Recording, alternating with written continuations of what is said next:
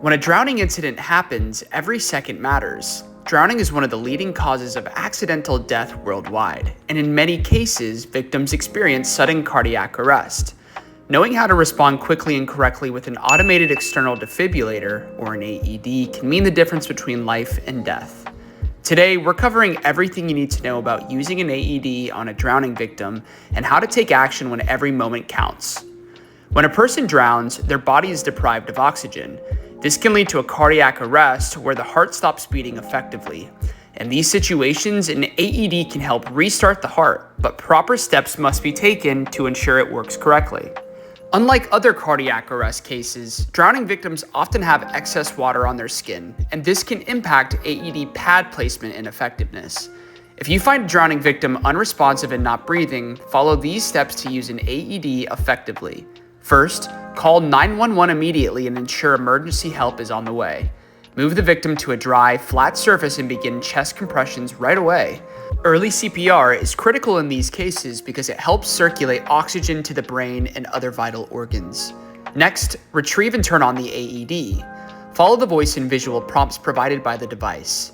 If the victim's skin is wet, quickly dry off the chest with a towel or any available dry cloth. This step is important because AED electrode pads must make direct contact with dry skin to work properly. Once the chest is dry, apply the electrode pads exactly as shown in the AED's diagrams. The AED will then analyze the victim's heart rhythm. Do not touch the person while this happens. If the AED advises a shock, ensure that no one is touching the victim and press the shock button when instructed.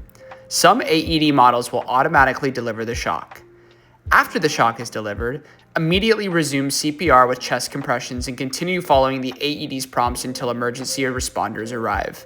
If the victim begins to show signs of life, such as normal breathing or movement, place them in the recovery position and monitor them closely. It's essential to remember a few key points when using an AED on a drowning victim. First, always dry the chest before applying electrode pads. Water can interfere with the effectiveness of the shock. Second, do not delay CPR while waiting for the AED. Continuous chest compressions improve the chances of survival. And finally, always follow the AED's instructions. These devices are designed to guide you through the process step by step. Being prepared to act in a drowning emergency can save a life. If your facility, pool, or waterfront area does not have an AED, now's the time to get one. Make sure you're prepared for any emergency. Visit aedmarket.com or call 1-800-441-8378 to find the right AED for your needs today.